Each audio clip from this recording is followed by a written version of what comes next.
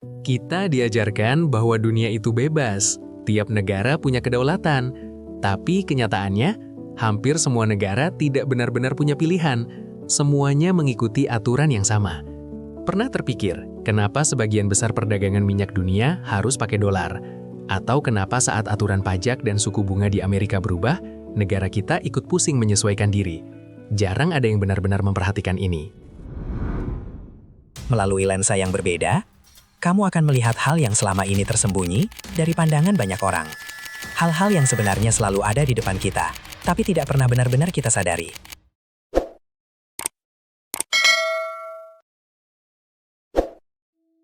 Setiap hari kita hidup di dunia yang kelihatannya normal. Negara berdagang, uang berputar, ekonomi naik turun. Kita kerja, belanja, lihat harga naik dan jarang bertanya kenapa. Tapi kalau diperhatikan, hampir semua negara sebenarnya nggak benar-benar berdiri sendiri. Mereka seperti komputer yang terhubung ke satu server pusat. Waktu harga minyak naik, semua kena dampaknya. Waktu dolar menguat, mata uang lain melemah, dan hidup kita ikut berubah, pelan-pelan. Bahkan ketika satu negara besar mengambil keputusan, efeknya langsung terasa ke seluruh dunia. Suku bunga naik di sana, ekonomi di tempat lain ikut goyah. Ini terjadi berulang-ulang di depan kita, tapi hampir tidak pernah benar-benar kita pertanyakan. Tapi di balik semua itu, ada hal yang terasa janggal. Kenapa hampir semua negara, walaupun punya kebijakan masing-masing, tetap seperti mengikuti arah yang sama? Misalnya, saat Amerika menaikkan pajak impor, banyak negara lain mau tidak mau harus menyesuaikan strategi mereka supaya tetap bisa masuk ke pasar Amerika. Seolah-olah, ketika satu negara mengubah aturan, negara lain tidak punya banyak pilihan selain ikut menyesuaikan diri. Dan bukan cuma itu, dalam banyak transaksi internasional, penggunaan dolar juga membuat hampir semua negara terhubung ke satu jalur yang sama. Jadi sebenarnya, ini semua cuma kebetulan, atau memang ada pusat yang tanpa sadar mengarahkan semuanya? Kalau kita mundur sebentar ke sejarah, semuanya dimulai setelah Perang Dunia II tahun 1939 sampai 1945. Amerika muncul sebagai kekuatan ekonomi terbesar, sementara banyak negara lain hancur karena perang. Dari situ muncul Perjanjian Bretton Woods pada tahun 1944, yang secara resmi menjadikan dolar sebagai standar cadangan dunia. Artinya, negara manapun yang mau ikut permainan dagang internasional, otomatis harus punya dolar. Tapi itu belum semuanya. Minyak, sumber energi paling strategis di dunia, juga mulai diperdagangkan dalam dolar sejak tahun 1970-an, membentuk sistem yang sekarang dikenal sebagai petrodolar. Sejak saat itu, hampir semua transaksi penting di dunia finansial punya jejak dolar di dalamnya. Tanpa disadari, dolar jadi semacam pusat gravitasi. Lewat satu mata uang ini saja, mereka sudah bisa membuat dunia bergerak seirama. Sekarang, coba lihat kenyataannya di lapangan. Dolar bukan cuma simbol uang Amerika, tapi benar-benar menjadi pusat perdagangan global. Hampir semua transaksi minyak dunia masih dicatat dalam dolar, dan banyak negara menyimpan cadangan mereka dalam bentuk dolar. Contohnya, saat dolar menguat, negara seperti India, Brasil, atau Indonesia merasakan mata uangnya melemah.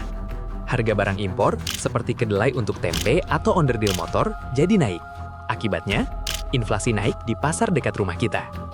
Artinya, pergerakan satu mata uang saja bisa memengaruhi ekonomi di seluruh dunia. Secara resmi kita merdeka, tapi realitanya, untuk bisa belanja di pasar global, kita tetap harus mengikuti alur yang sudah ditetapkan sang admin.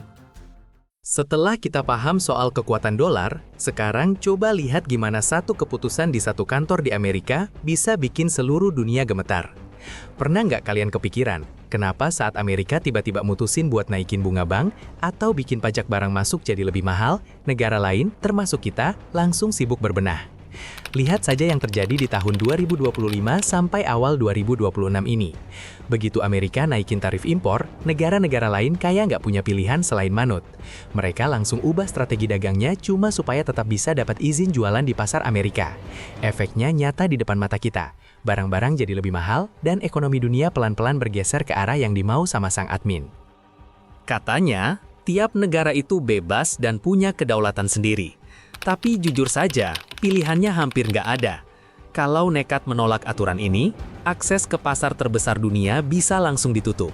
ekspor macet, dan ekonomi dalam negeri bisa langsung goyah dalam semalam.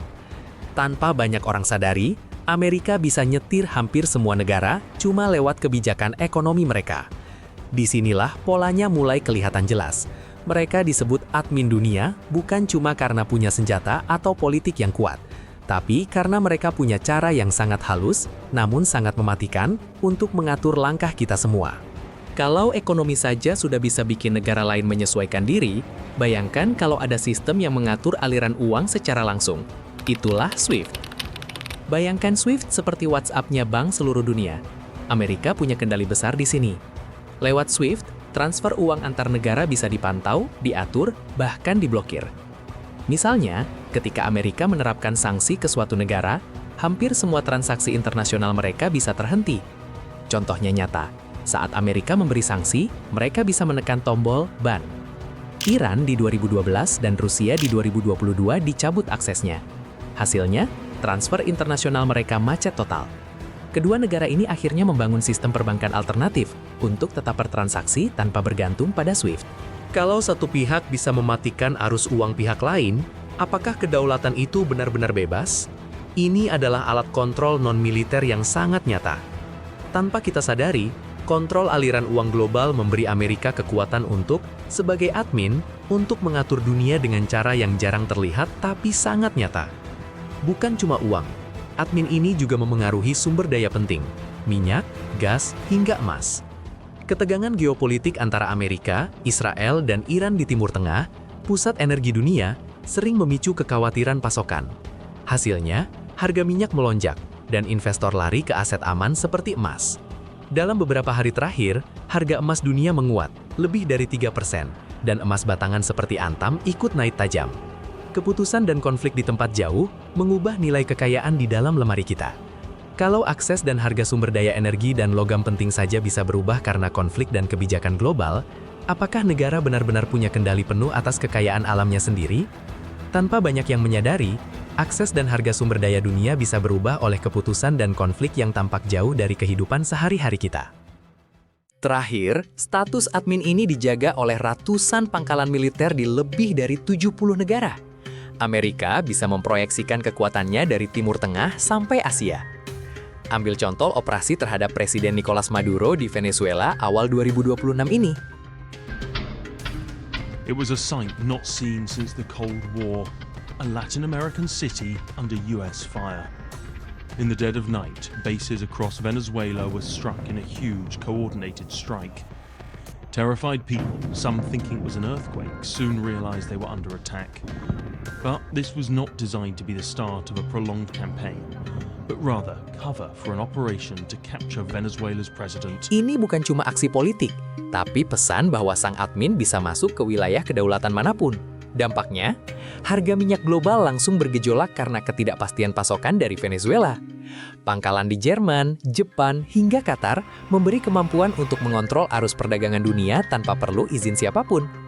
Jika sebuah negara superpower bisa menempatkan pasukannya dimanapun dan bahkan melakukan operasi militer untuk mempengaruhi pemerintahan negara lain, apakah negara-negara itu benar-benar bebas menentukan nasibnya sendiri? Keberadaan pangkalan dan operasi militer ini adalah salah satu alasan Amerika bisa disebut admin dunia. Tentu, ada yang mulai lelah dengan aturan sang admin. Cina sekarang makin rajin pakai yuan, naik dari 2% di 2020 jadi sekitar 8% di awal 2025. Rusia juga mulai memakai rubel dan yuan untuk berdagang dengan Cina, India, dan Iran. Bahkan sekarang hampir semua perdagangan Rusia-Cina udah pakai mata uang mereka sendiri, bukan dolar. Jadi nggak heran kalau mereka juga bikin sistem pembayaran sendiri, mereka sedang mencoba membangun jalur sendiri agar tidak terlalu tergantung pada SWIFT dan dolar. Apakah ini cuma strategi cadangan, atau memang tatanan dunia mulai pelan-pelan berubah? Semua hal tadi, dolar, SWIFT, pangkalan militer, bukan cuma soal angka di laporan berita. Dampaknya ada di kantong kita setiap hari saat belanja atau bayar listrik. Harga barang bisa naik, inflasi melonjak, nilai tukar mata uang berubah.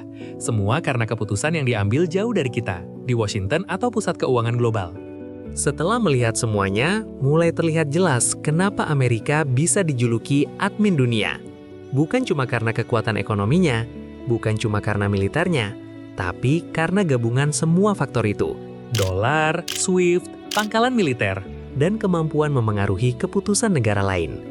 Bahkan ketika negara lain mencoba lepas, seperti Cina yang mendorong yuan atau Rusia yang pakai rubel, tantangan dan tekanan tetap besar. Dan kita yang merasakannya langsung, harga barang naik, nilai tukar berubah, biaya hidup meningkat, tanpa harus melihat bagaimana keputusan itu dibuat jauh dari kehidupan kita. Tapi dari semua fakta ini, ada satu hal yang bisa kita lakukan. Mulai melihat dunia dari sudut pandang berbeda. Pertanyaan-pertanyaan kecil seperti, kenapa harga barang naik? Atau kenapa nilai tukar berubah? Bisa membuka kesadaran baru. Sekali kita sadar, banyak hal yang tampak normal ternyata bukan sekedar kebetulan, tapi hasil dari pengaruh admin dunia. Kalau kamu ingin melihat realita dari sudut pandang yang berbeda, ikuti channel ini. Karena dunia tidak selalu seperti yang terlihat.